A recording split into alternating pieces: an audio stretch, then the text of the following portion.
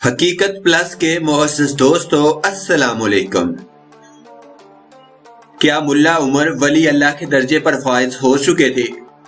ये एक ऐसा सवाल है जिसका जवाब हर मुसलमान जानना चाहता है।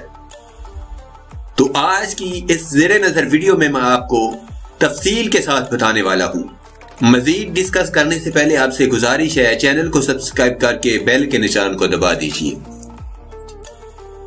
मुल्ला उमर की जिंदगी पर किताब लिखने वाले डच सहाफ़ी बेटी डैम ने जहां पे तफसील से ये बताया है कि ज़ाबिल में 12 साला गोशा नशीनी के दौरान मुल्ला उमर क्या करते रहे, वही उन्होंने ये नतीजा भी अखज़ किया है कि तालिबान रहनुमा वली अल्लाह के दर्जे पर फाइज हो चुके थे।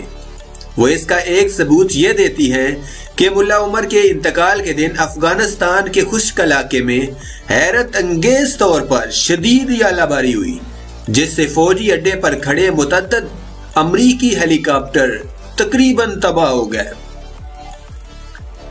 बेटी डैम की किताब में पेश किए गए इस मौक़िफ़ के मुल्ला उमर कभी पाकिस्तान नहीं गए, बल्कि सारा वक्त अफगानिस्तान में ही थे।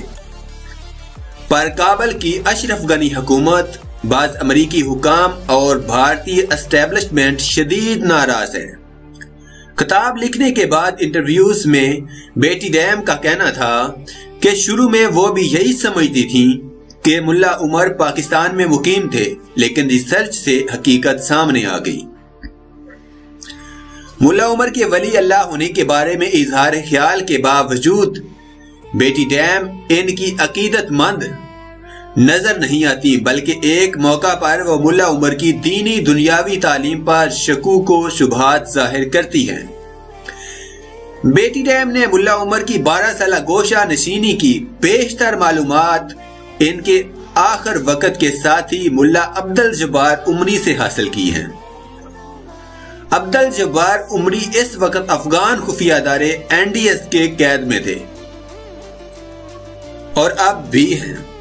ताहम डच सहाफ़ी के बकौल उन्होंने तमाम मालूमात की दूसरे ज़राए से तस्दीक भी की।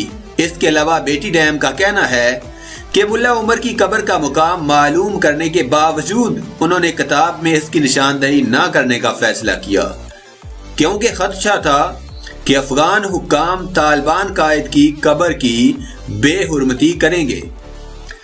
किताब में बताया गया है कि मुल्ला उमर ने 2001 के इख्तिताम से 4 बरस ज़ाबिल के दारुल हुकूमत कल्लात में गुजारते और बाकी 7.5 बरस ज़ाबिल में ही जिला शंके के इलाके सेवरे में मुकीम रहे। अब्दुल जब्बार उमरी ने डच सहाफ़ी को बताया कि मुल्ला उमर बहुत कम बोलते थे और जब बोलते तो आवाज बहुत धीमी होती। एक मर्तबा अब्दुल जब्बार ने पेशकश की कि वो इनके बेटे याकूब को मुलाकात के लिए ला सकते हैं, कहा मुल्ला उमर ने इनकार कर दिया। मुल्ला उमर तन्हा रहकर इबादत करना पसंद करते, कभी कभी वो खुद भी खाना पकाते। अब्दुल जब्बार उमरी से भी इनकी बात इस वक्त ही होती जब दोनों नमाज के लिए वुजू कर रहे होते। बेटी डैम के मुताबिक मुल्ला उमर सिर्फ मेहंदी और नस्वार की फरमाइश करते। वो अपनी सफेद होती दाढ़ी पर बाकायदगी से मेहंदी लगाते। सेवरे में मेजबान खानदान से इनकी बातचीत सिर्फ इस वक्त होती जब वो अखराजात के लिए रकम उन्हें देते।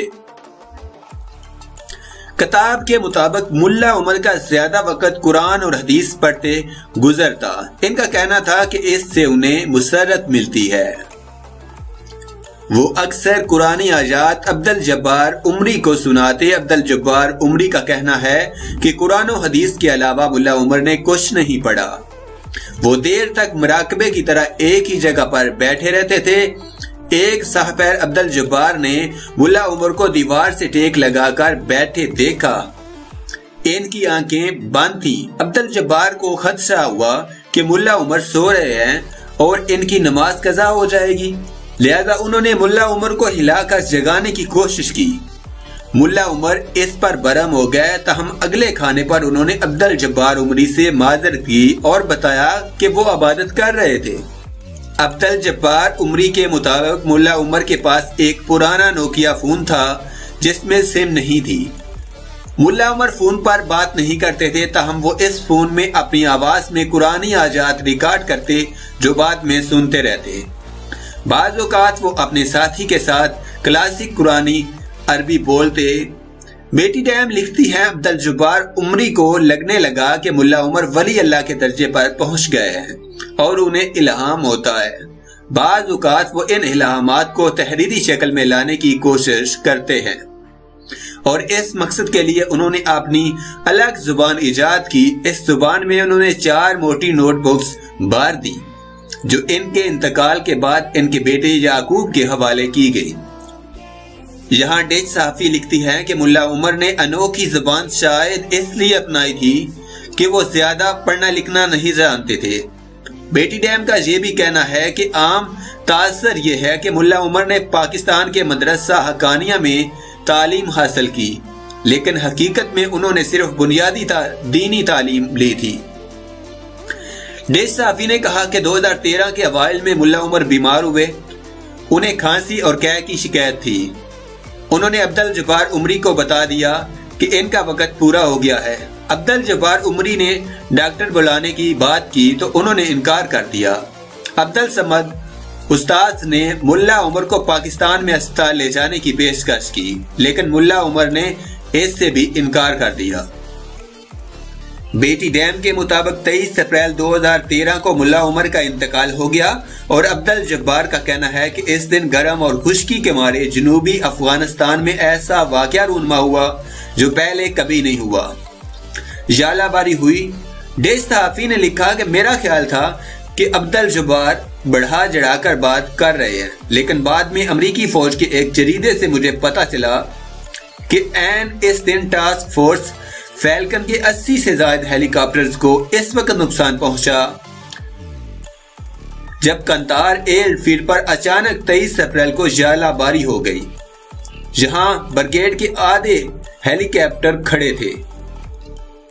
बेटी डैम ने इस हवाले से HC की किताब फैल्कन फ्लायर का हवाला दिया था। डेच सहाफ़ी के मुताबिक अब्दुल जब्बार उमरी और इनके 2 साथियों ने रात के वक्त मुल्ला उमर की तदफीन की। इनको बगैर ताबूत के एक बगैर किसी निशानी वाली कब्र में सुपुर्द खाक किया गया।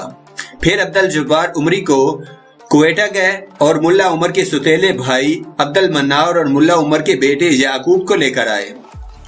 अब्दुल जब्बार ने तदफीन की वीडियो बना रखी थी, लेकिन याकूब ने कब्र कुशाई पर इसरार किया ताकि वो अपने वालिद की मैयत अपनी आंखों से देख सके। 17 दिन बाद एक बार फिर कब्र कुशाई की गई और मुल्ला उमर की लाश ताबूत में रखकर दफनाई गई।